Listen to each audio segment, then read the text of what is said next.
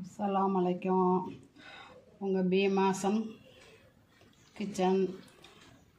என்னடா கிச்சன் சொல்கிற, சமையல் தானே சொல்லுவாங்கன்னு யோசிக்கிறீங்களா? கிச்சன் சொல்லிட்டேன். அப்போ இன்னிலேருந்து இதே மாதிரியே வச்சுக்கலாம். இப்போ நம்ம என்ன பண்ண போனால் 1 கிலோ தட்டை செய்ய போகிறோம். தீபாவளிக்கு ஆர்டர் வந்திருக்கு. இது எந்த மாவில் நம்ம அரைச்சிருக்கோம்னா, இட்லி அரிசியில் இட்லி அரிசி வாங்கி 2 ஹவர் நல்லா தண்ணி ஊற்றி 4 தடவை கழுவிட்டு 2 ஹவர் ஊற வச்சேன். ஊற வச்சு திருப்பி 2 தண்ணி ஊற்றி கழுவிட்டு அரைச்சிருக்கேன். மாவு பாருங்கள், பச்சரிசி மாவு மாதிரி அப்படி வெள்ளை வெள்ளையன்னு இருக்குது. இப்போ இந்த 1 கிலோ அரிசிக்கு 200 கிராம் பொட்டுக்கடலை மாவு. இந்த பொட்டுக்கடலை மாவு மிக்சியில் அரைச்சி ஜலிச்சு வச்சுருக்கேன். இப்போ இதில் கொட்டிடலாம். தண்ணியாக இருக்குன்னு மாவு பாருங்கள், தண்ணியாக தான் இருக்கும். இப்போ பொட்டுக்கடலை மாவு போட்டோன்னா அது திக்காயிரும். பயப்படவே வேண்டாம். இட்லி மாவு பதத்தில் அரைச்சிக்கலாம். அரைச்சிக்கிட்டு நல்லா நைஸாக அரைச்சிடணும். நைஸாக அரைச்சாதான் நல்லா பொறுன்னு வரும். 50 கடலைப்பருப்பு ஊற வச்சுருக்கேன். அதுவும் 2 ஹவர் ஊற வச்சேன். இது போட்டோன்னா நல்லா கடிச்சு திங்கிறதுக்கு சூப்பராக இருக்கும். அடுத்தது கருவேப்பிலை பொடி பொடியாக நறுக்கி வச்சுருக்கேன். அது போக காஞ்ச மிளகா இருக்குல்ல, சுடு தண்ணியில் நல்லா 2 ஹவர் ஊற வச்சுக்கிட்டு 100 காஞ்ச மிளகாக்கு ஒரு 75 கிராம் பூண்டு போட்டு அரைச்சி வச்சுருக்கேன்.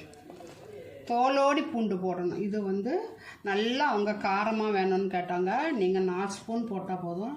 நான் இந்த ஸ்பூனுக்கு 2.5 போடுறேன். ஏன்னா அவங்க அப்போ 5 ஸ்பூனு. எங்கள் வீட்டில் காரமாக தான் சாப்பிடுவாங்க, அதனால் காரமாக வேணும்னு கேட்டாங்க. அதனால் அப்படியே போட்டாச்சு. அப்புறம் அமுல் பட்ரு, இங்கே பாருங்கள், இந்த அமுல் பட்ரு போட போகிறோம். 100 கிராம், 1 கிலோவுக்கு 100 கிராம் போடணும். அப்போ தான் நல்லா டேஸ்ட்டாக இருக்கும். ஃப்ரிட்ஜிலேருந்து எடுத்து அப்படி நல்லா வெண்ணெய் மாதிரி இருக்குது பாருங்கள், இதை போட்ட வேண்டியதான். இப்போ எல்லாத்தையும் ஒன்றா போட்டு பிசைஞ்சிடலாம்.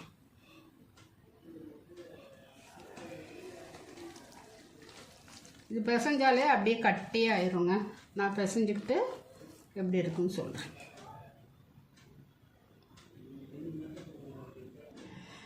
பாருங்கள், நல்லா பிசைஞ்சிட்டோம். இன்னும் கொஞ்சம் நேரத்தில் அது அப்படியே கட்டி ஆயிரும். இப்போ பெருங்காயம் தூள் போடணும்.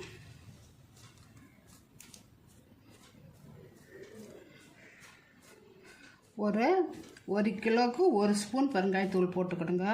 இல்லாட்டா பெருங்காயத்தூள் இல்லை, எங்கள்கிட்ட கட்டி தான் இருக்குதுன்னு சொன்னீங்கன்னா கட்டியே நல்லா ஊற வச்சுருங்க. நைட்டு நீங்கள் எப்போ பொரிக்கிறீங்களோ அதுக்கு 5 ஹவருக்கு முன்னாடியே ஊற வச்சுருங்க.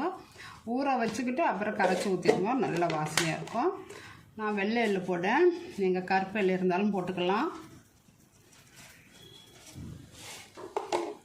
அவ்வளோதாங்க, அடை மாவு ரெடி ஆகியாச்சு. நம்ம செய்ய வேண்டியதுதான். இப்போ இந்த மாவு கூடையே நான் உப்பு போட்டு அரைச்சிட்டேன். ஃபஸ்ட்டே அரிசி கூடையே நல்லா உப்பு போட்டு நம்ம அரைச்சனால 1 கிலோ அரிசிக்கு கல் உப்பு என் கைக்கு 3/4 பிடி போட்டேன். ஒரு 4 ஸ்பூன் உப்பு போட்டேன்னு வச்சுக்கணுங்களேன். இருந்தாலும் தூள் உப்பை எடுத்து வச்சுருக்கேன், பத்தாட்டா நம்ம போட்டுக்கலான்னு. வெண்ணெயெல்லாம் போட்டனால நல்லா சாஃப்டாக நல்ல வாசனையாக இந்த பூண்டுக்கும் காஞ்ச மிளகாக்கும் சூப்பராக இருக்குங்க. இப்போ நம்ம ஒரு 1/2 ஹவர் அப்படியே வச்சிடலாம். வச்சுன்னா அவங்களுக்கு தட்டுறதுக்கு ஈஸியாக வரும். இப்போ கூட பாருங்கள், ஈஸியாக தான் இருக்குது தட்டுறதுக்கு. இன்னும் கொஞ்சம் நேரம் வச்சோன்னா இந்த பொட்டுக்கடலை மாவு அப்படியே இறுகிறோம். நம்ம அப்புறம் எண்ணெயில் போட்டு பொரிச்சு எடுக்கலாம். 1 கிலோ இட்லி அரிசி 2 ஹவர் நல்லா ஊற வச்சுட்டோம். நல்லா தண்ணியெலாம் ஊற்றி கழுவி அப்புறம் கிரைண்டரில் போட்டு உப்பு போட்டு அரைச்சிட்டோம். நைஸாக இட்லி மாவுக்கு எவ்வளோத்துக்கு அரைப்போமோ அதே மாதிரி நைஸாக அரைச்சிட்டோம். நைஸாக அரைச்சிக்கிட்டு 200 பொட்டுக்கடல, 50 காஞ்ச மிளகா ஊற வச்சு நல்லா அரைச்சி போட்டாச்சு. பூண்டும் நான் முதல் வீடியோவில் சொல்லியிருந்தது 100 காஞ்ச மிளகா ஊற போட்டு அரைச்சி 75 கிராம் பூண்டு போட்டேன். ஆனால் மிச்சம் இருக்குது. இங்கே பாருங்கள், நீங்கள் உங்கள் காரத்துக்கு ஏற்ற மாதிரி போட்டுக்கலாம். அப்புறம் 1 ஸ்பூன் பெருங்காயத்தூள், 50 கடலைப்பருப்பு ஊற வச்சு போட்டேன், கருவேப்பிலை போட்டிருக்கேன். பூண்டும் காஞ்ச மிளகா அரைச்சி போட்டிங்கன்னா மிக்சியில் நல்லா வாசனையாக இருக்கும். பொரிச்சாலும் காரம் இருக்கும். மாவு பார்த்திங்களா, அவங்க நல்லா காரமாக வேணும்னு கேட்டாங்க, அதனால் நான் போட்டிருக்கேன். நீங்கள் உங்களுக்கு எவ்வளோ காரம் வேணுமோ அவ்வளோ போட்டுக்கிடுங்க. 1 கிலோ இட்லி அரிசிக்கு 100 கிராம் வெண்ணெய் போட்டுக்கிடுங்க. இல்லை வெண்ணெய் வேண்டாம், எண்ணெய் வேணால் எண்ணெய் ஊற்றிக்கனாலும் நீங்கள் எண்ணெய் சூடு பண்ணி ஊற்றிக்கலாம்.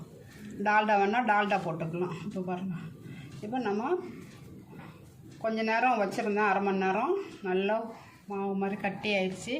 இட்லி மாவு தண்ணியாக இருக்க நமக்கு வராது அப்படின்னு நீங்கள் நினைக்கவே வேண்டாம். பொட்டுக்கடலை மாவு போட்டு கொஞ்சம் நேரம் வச்சுட்டாலே நல்லா ஊறிடும். இப்போ துணியிலையோ பேப்பர்லேயோ தட்டு எண்ணெயில் போடலாம் வாங்க. இப்போ பாருங்கள், எண்ணெய் நல்லா காயுது.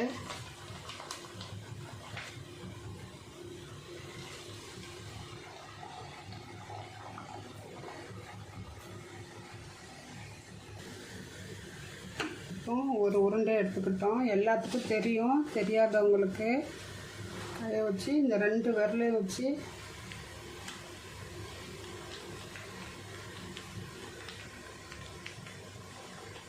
உங்களுக்கு எவ்வளோ பெருசாக வேணுமோ அவ்வளோ பெருசாக தட்டிக்கலாம். இப்படி பேப்பர் எடுத்து விரல் அடியில் கொடுத்து இப்படி எடுத்தால் தான் வரும். இந்த மாதிரி தட்டி கையில் எடுத்து இப்படி போட்டணும்.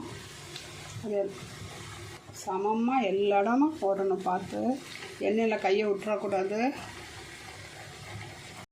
இப்படி ஓரமாக அப்படி விட்டோன்னா உள்ளே போயிடும்.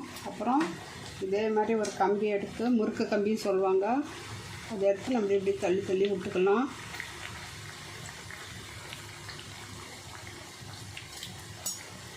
கொஞ்ச நேரம் கழிச்சோன்னா திருப்பி போட்டுக்கணும். இப்போ பாருங்கள், மாவு எவ்வளோ சாஃப்டாக இருக்குன்னு. நான் வேறவே நல்லா அரை மணி நேரம் ஊற வச்சுட்டேன். புளிக்கெல்லாம் ஒன்றும் செய்யாது. பாருங்கள், எல்லாம் பொங்கி வெந்து திருப்பி போட்டுடலாம். ஒரு பொங்க உசுன்னு வரும். நீங்கள் இப்படி வேண்டாம்னா பொங்கி உரி மாதிரிலாம் சிலது பொங்கும். நீங்கள் என்ன செய்யுங்க, ஒன்று போல் கை வச்சு தட்டணும். நீங்கள் தட்டிக்கிட்டு இல்லை போர்க்கு இருக்குல்ல, அதை வச்சு நடுவில் ஓட்டை கூட போட்டுக்கலாம்.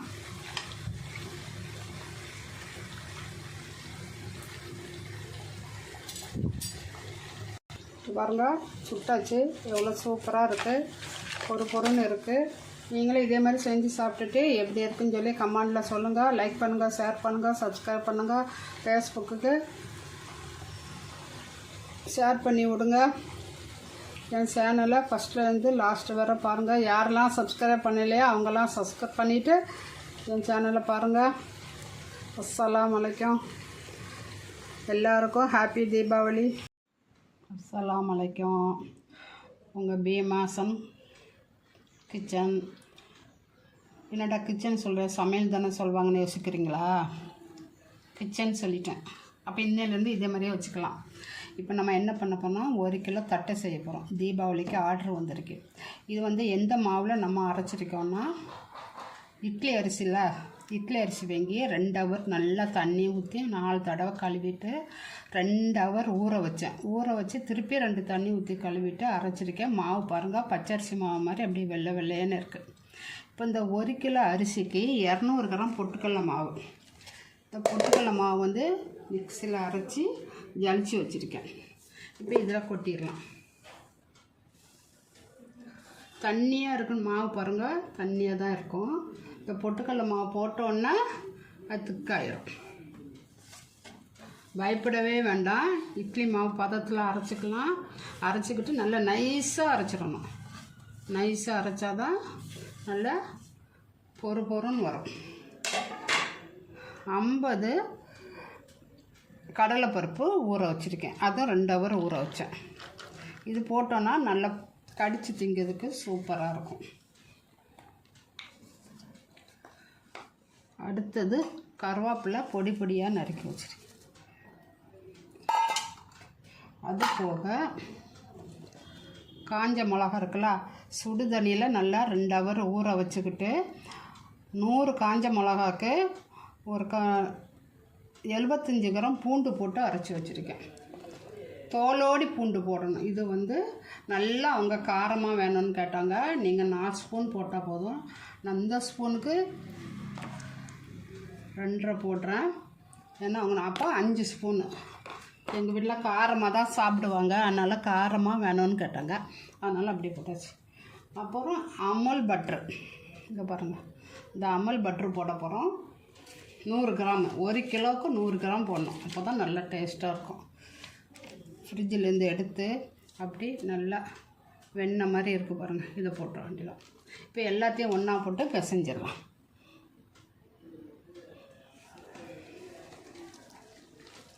இது பிசைஞ்சாலே அப்படியே கட்டியே ஆயிருங்க. நான் பிசைஞ்சிக்கிட்டு எப்படி இருக்குன்னு சொல்கிறேன்.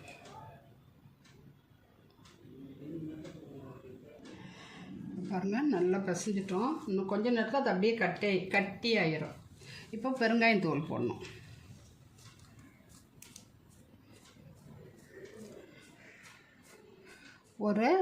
ஒரு கிலோவுக்கு 1 ஸ்பூன் பெருங்காயத்தூள் போட்டுக்கிடுங்க. இல்லாட்டா பெருங்காயத்தூள் இல்லை எங்கள்கிட்ட கட்டி தான் இருக்குதுன்னு சொன்னிங்கன்னா கட்டியே நல்லா ஊற வச்சுருங்க நைட்டு. நீங்கள் எப்போ பொரிக்கிறீங்களோ அதுக்கு 5 ஹவருக்கு முன்னாடியே ஊற வச்சுருங்க. ஊற வச்சுக்கிட்டு அப்புறம் கரைச்சி ஊற்றிடுங்க, நல்ல வாசனையாக இருக்கும். நான் வெள்ளை எள்ளு போட்டேன், நீங்கள் கருப்பு எள்ளு இருந்தாலும் போட்டுக்கலாம்.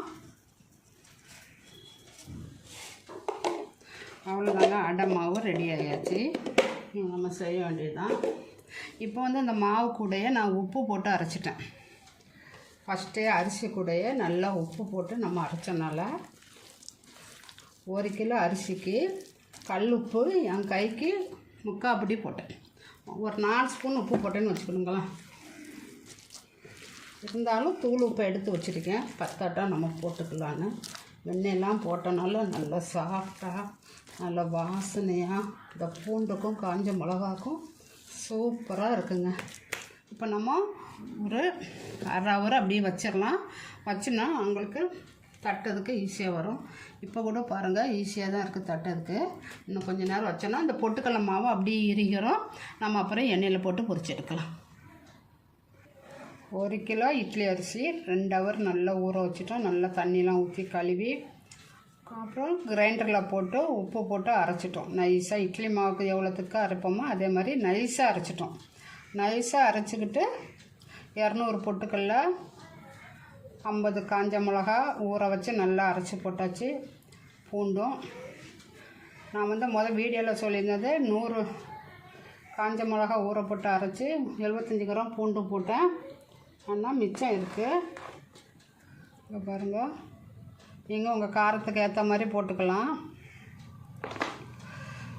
அப்புறம் 1 ஸ்பூன் பெருங்காயத்தூள், 50 கடலைப்பருப்பு ஊற வச்சு போட்டேன், கருவேப்பிலை போட்டிருக்கேன். பூண்டும் காஞ்ச மிளகா அரைச்சி போட்டிங்கன்னா மிக்சியில் நல்லா வாசனையாக இருக்கும். பொரிச்சாலும் காரம் இருக்கும். மாவு பார்த்திங்களா, அவங்க நல்லா காரமாக வேணும்னு கேட்டாங்க, அதனால் நான் போட்டிருக்கேன். நீங்கள் உங்களுக்கு எவ்வளோ காரம் வேணுமோ அவ்வளோ போட்டுக்கிடுங்க. 1 கிலோ இட்லி அரிசிக்கு 100 கிராம் வெண்ணெய் போட்டுக்கிடுங்க. இல்லை வெண்ணெய் வேண்டாம், எண்ணெய் வேணால் எண்ணெய் ஊற்றிக்கனாலும் நீங்கள் எண்ணெய் சூடு பண்ணி ஊற்றிக்கலாம்.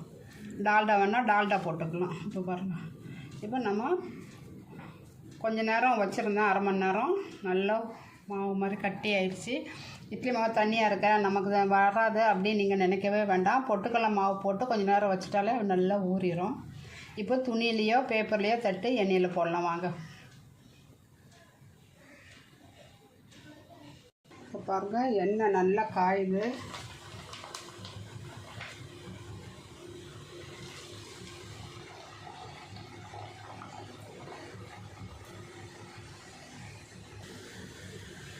இப்போ ஒரு உருண்டை எடுத்துக்கிட்டோம். எல்லாத்துக்கும் தெரியும், தெரியாதவங்களுக்கு கையை வச்சு இந்த 2 விரலையும் வச்சு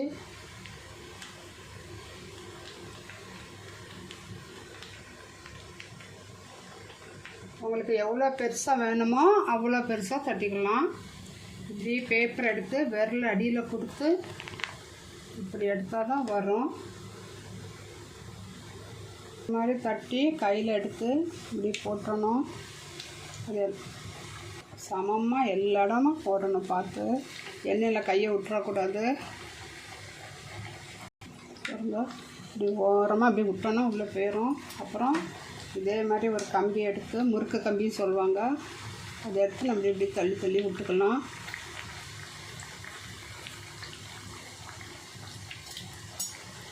கொஞ்ச நேரம் கழிச்சோன்னா திருப்பி போட்டுக்கணும். இப்போ பாருங்கள் மாவு எவ்வளோ சாஃப்டாக இருக்குன்னு. நான் விரவி நல்லா அரை மணி நேரம் ஊற வச்சுட்டேன். புளிக்கெல்லாம் ஒன்றும் செய்யாது. பாருங்கள் எல்லாம் பொங்கி வெந்து திருப்பி போட்டுடலாம். ஒரு பொங்க புஷ்ஷுன்னு வரும். நீங்கள் வந்து இப்படி வேண்டான்னா பொங்கிடும். உதிரி மாதிரிலாம் சிலது பொங்கும். நீங்கள் என்ன செய்யுங்க, ஒன்று போல் கை வச்சு தட்டணும். நீங்கள் தட்டிக்கிட்டு இல்லை போர்க்கு இருக்குல்ல அதை வச்சு நடுவில் ஓட்டை கூட போட்டுக்கலாம்.